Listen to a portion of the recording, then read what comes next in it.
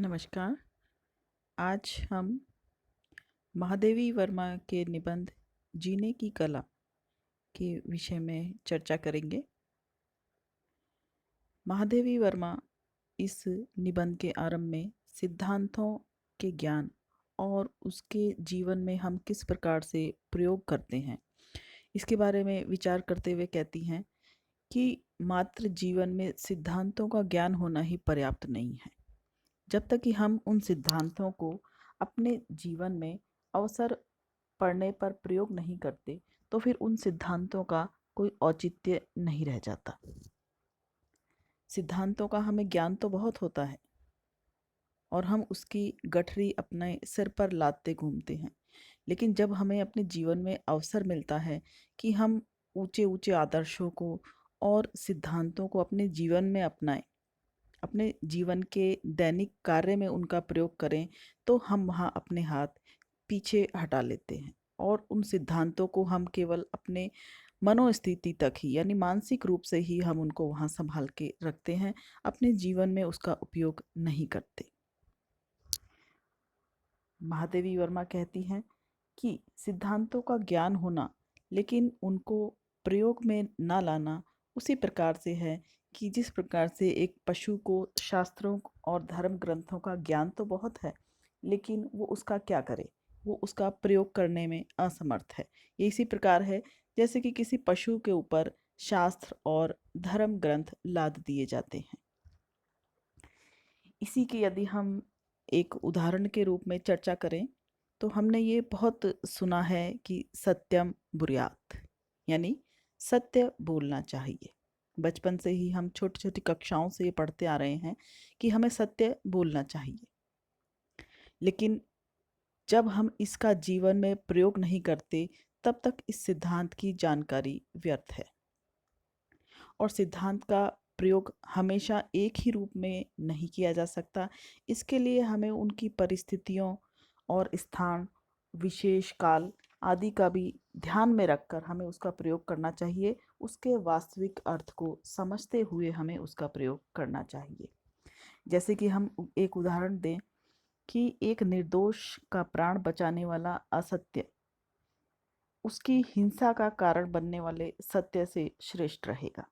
यानी यहाँ सत्यम बुर्यात वाली जो सिद्धांत है वो कार्य नहीं करेगा, ये व्यवहारिक रूप से यहाँ उसका प्रयोग अलग हो जाएगा। एक क्रूर स्वामी मालिक है, उसकी अन्यायपूर्ण आज्ञा का पालन करने वाले सेवक से उसका विरोध करने वाले अधिक स्वामी भक्त कहलाएगा। इसी प्रकार से एक दुर्बल पर अन्याय करने वाले अत्याचारी को क्षमा कर देना, इसी की अपेक्षा यह अधिक श्रेष्ठ है कि उस पर क्रोध करना और उसको दंड देना। इसी से संसार का उपकार होगा। यानी यह सिद्धांत जहाँ यह सत्य है वहीं रहेगा, यहाँ सत्य अलग हो जाएगा। तो यानी हमें केवल सिद्धांतों का ज्ञान ही आवश्यक नहीं है, बल्कि दैनिक जीवन में उसका किस प्रकार से व्यवहार किया जाए, किस प्रकार से उसका प्रयोग किया जाए, इसकी जानकारी होना भी हमारे लिए उतना ही आवश्यक है। इसी प्रकार से यदि हम देखें कि भारतीय जीवन में लोग सिद्धांतों के प्रयोग में बड़ी ही मितव्ययता, कंजूसी करते हैं। सिद्धांत उनके पास हैं, उनके पास बहुत सारा ज्ञान है, बहुत सारे धर्म के वो ज्ञाता हैं, धर्म के छोटे छोटे जो सूत्र होते हैं उनसे वो परिचित हैं, लेकिन जब सामान्य स्थिति में उसका प्रयोग करना होता है तो उसका प्रयोग में कंजूसी करते हैं। इसी संदर्भ में महादेवी जी कहती हैं कि हमारे देश में लोग सिद्धांतों की भारी गठरी सर पे उठाकर चलते हैं, मगर कर्म के क्षेत्र में उसका प्रयोग बिल्कुल नहीं करते। सिद्धांतों को ऐसे बचाकर रखा जाता है जैसे कि धन को बचाकर रखते हैं, और बड़ी कंजूसी से, मितव्ययता से उसको बचा बचा के खर्च किया जाता है, जबकि सिद्धांतों का प्रयोग अपने दैनिक जीवन में रोज अधिक से अधिक करना चाहिए। यही हमारे देश का दुर्भाग्य ही है कि यहाँ बड़े बड़े आदर्श और सिद्धांत की बातें सबके पास हैं, आदर्शवादी सब बनते हैं, लेकिन रोजमर्रा के जीवन में हम उसकी कोई पालना नहीं करते। मानो सिद्धांत और कर्म दो अलग अलग चीज़ें हैं, और सिद्धांत जो हैं वो केवल किताबी बातें हैं, यानी वो किताबों में ही अच्छे लगते हैं। महादेवी वर्मा स्त्री वर्ग के प्रति बड़ी कोमल भावनाएं वो रखती थी। स्त्री जीवन और उसके करुणा को उन्होंने अपनी कविताओं व अन्य विधाओं के माध्यम से भी अभिव्यक्ति दी है। इस निबंध में भी वे स्त्री और सिद्धांत के विषय में बात करती हैं, और वो कहती हैं कि भारतीय स्त्री सिद्धांतों के बोझ से लदी हुई है, और सिद्धांतों के बोझ से, आदर्श से, यहाँ की नैतिकता से, त्याग, बलिदान इत्यादि की भावना से वो इतनी दब गई है कि अपनी स्वाभाविक कला को, जीने की कला को वो दबा चुकी है। त्याग, बलिदान, ममता, सहिष्णुता जैसे गुणों को अपनाने और उसको साकार करने भर से उसके जीवन की, जीने की जो स्वाभाविकता है वो दब के रह गई है। वह अपना जीवन सामान्य एक स्त्री के रूप में हंसते खेलते खुशी खुशी नहीं बिता पाती, क्योंकि सिद्धांत जो हैं वो उसके ऊपर हावी हो जाते हैं। यहाँ सिद्धांत का व्यवहारिक उपयोग जो है उसको करना नहीं आता।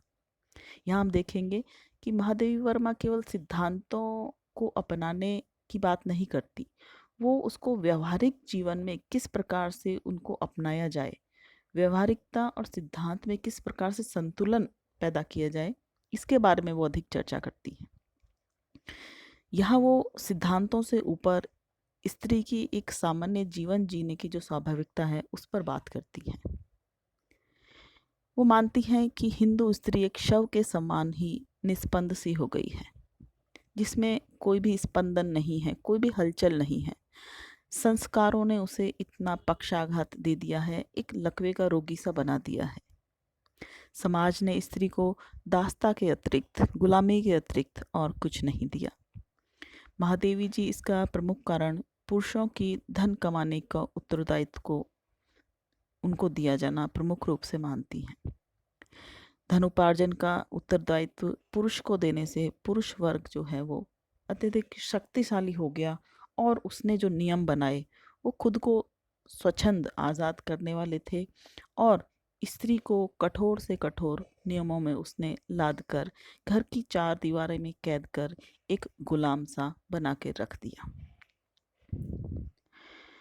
महादेवी वर्मा यहाँ पाषाण और पशु, यानी देवता और पशु से विलग मनुष्य को केवल मनुष्य बने रहने में ही विश्वास करती हैं।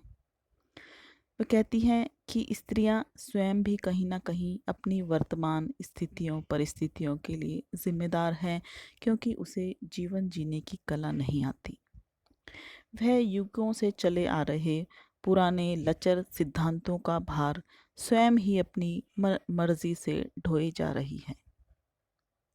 वे कहती हैं कि मनुष्यता से ऊपर उठना, यानी बहुत अधिक अपने आप को त्याग, बलिदान आदि गुणों से लाद देना, एक तरह से देवता बन जाना है।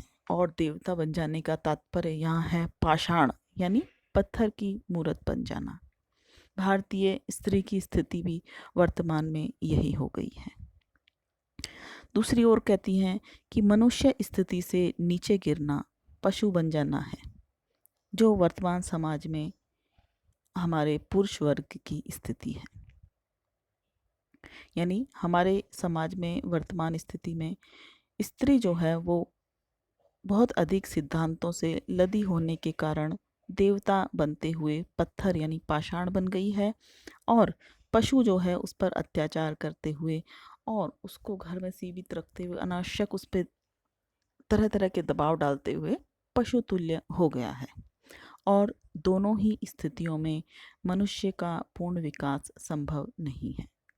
जब तक मनुष्य का पूर्ण विकास संभव नहीं होगा, मनुष्य मनुष्य नहीं होगा, तब तक वह अपना जीवन सहज ढंग से, स्वाभाविक ढंग से नहीं जी पाएगा, यानी उसको जीने की कला आना संभव नहीं है। हमारे समाज में पुरुष पशु रूप में और स्त्री पाषाण रूप में है, और दोनों ही जो रूप हैं वो उपेक्षणीय हैं। दोनों में से किसी की ही प्रशंसा नहीं की जा सकती। दोनों को ही मनुष्य रूप प्राप्त करने के प्रयत्न करने चाहिए, ताकि उसमें जीवन जीने की कला आ सके और वो जीवन जो ईश्वर द्वारा प्रदत्त है उसको हँसी खुशी रूप से जी सके।